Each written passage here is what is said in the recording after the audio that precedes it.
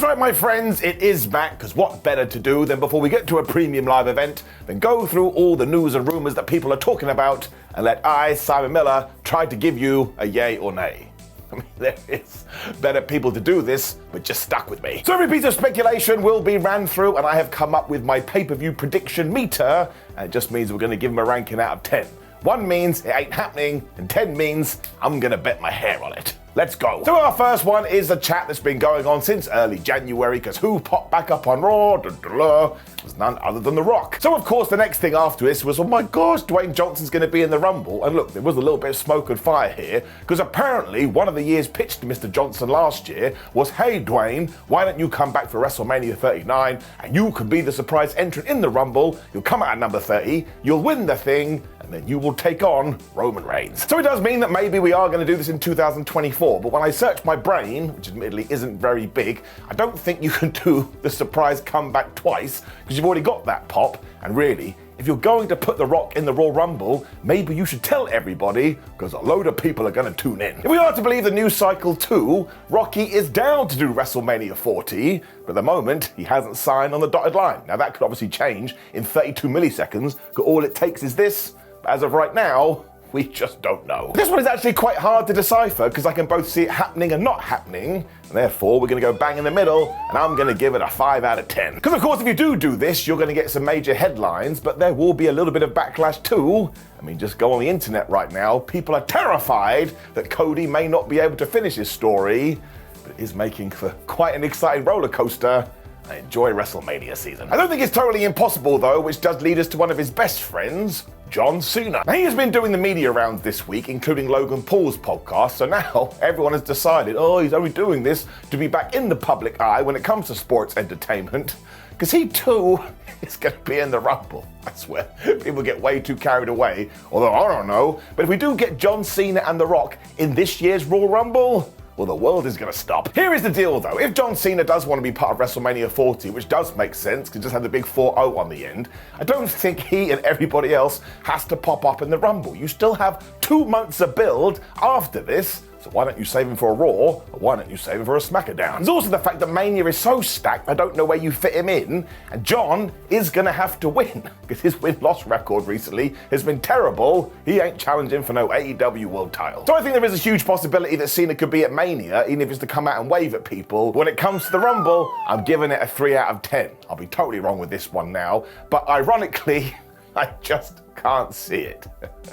I'll see myself out. And we shall continue with another former face of the company too, Hulk Hogan. So I'm just going to move on this one quickly and say no, it's not going to happen, and give it a 1 out of 10. And the only reason people started talking about this to begin with is because we had that anniversary Hulkamania video on Raw where he was pimping out some new merch and he made the joke, maybe I'll be in the Royal Rumble. Does it need to be in the Royal Rumble? It would be ridiculous. It would be like the Iron Sheik when Bobby Heenan said, oh, it's going to be WrestleMania 38. By the time he gets to the ring, it would be the same with Hogan, although it would be like WrestleMania 72. No. There is one that could come totally out of left field though, or at least it has been rumoured, and that's the point here. And that is one Kazuchika Okada debuting in the flubbing Royal Rumble. Now, if you are a fan of this idea and you're getting all excited about it, I'm just going to ruin your day. I do that a lot.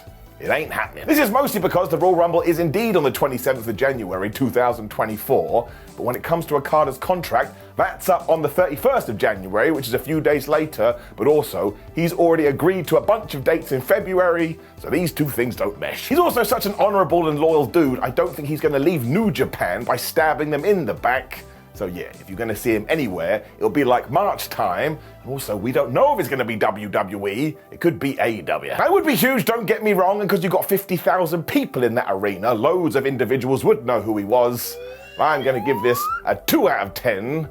Only because CM Punk comes back and you never say never. Moving away from the Rumble match itself though, and into what could be one of our other main events, there are some people saying that Randy Orton is going to become the Universal Champion. And this one makes no sense to me, because it kind of feels like the reason we're doing a 4-way and putting AJ Styles and LA Knight in there is because one of those guys is going to get the pin, and then Randy can be in the corner doing shrug emoji, well, you just stole my opportunity, so I better get another one down the line. But that said though, I do understand the logic here, because one, Randy Orton could pin an LA Knight or AJ Styles, then Roman comes out on SmackDown going, nobody took my title from me, I was boned. And two, it does mean that if you are going to do The Rock versus Roman, Roman, you can do that without the belt, without the championship, and when you do that, it becomes a lot more confusing about who would win or lose. It's still not happening though, because we did not put a title belt on Roman Reigns for 1,570 million days or whatever it is, so he doesn't actually lose it in a four-way. Like, you can take all these other stories that you've heard. This would make me the madness, because it would be absolutely preposterous. I mean, fair play to WWE for creating such a dialogue, because there are so many moving parts, but I do think eventually we will get Roman Reigns versus Randy on one-on-one. So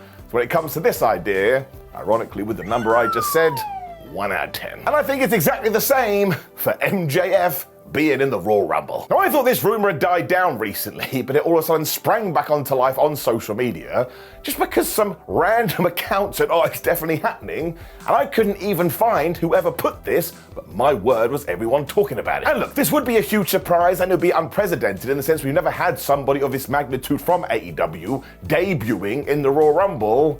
Once again, I don't see it happening. Because given that Maxwell currently is injured for real, and the fact I think he's quite clearly re-signed with AEW, mostly because I don't think you push him that much on TV in 2023 if he hasn't, if anybody is going on about this, I'm just going to assume they're doing it for clicks.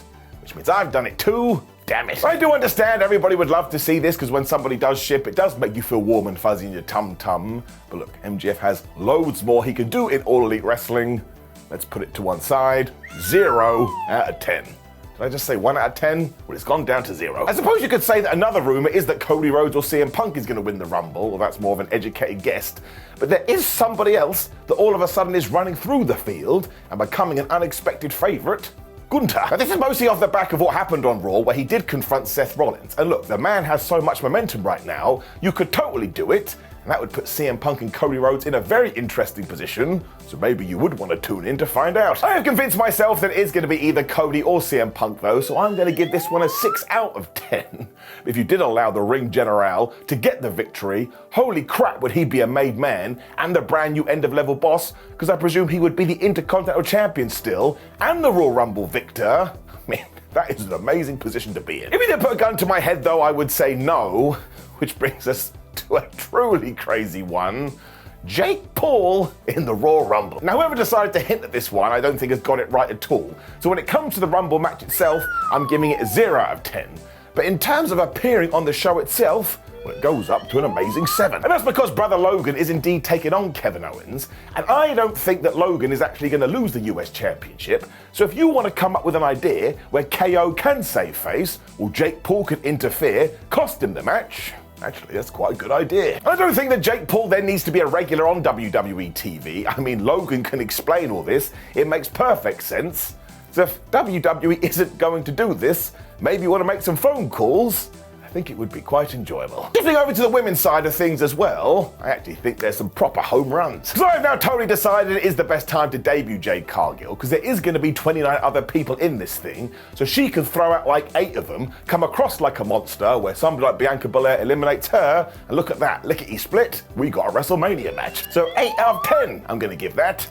That's right. There's also been a picture circulating online, so this might actually be a spoiler, so turn off if you don't want one of those, of Sonia Deville's Royal Rumble gear. And actually, I think that is a damn good plan, man. Have Sonia back and having her re-debut in the Royal Rumble, I think would get a good pop. And she should get a good old push too. For this one, 9 out of 10. AJ Lee is another name out there, given the obvious connection with CM Punk. But also there was that video recently where she was back in the ring training.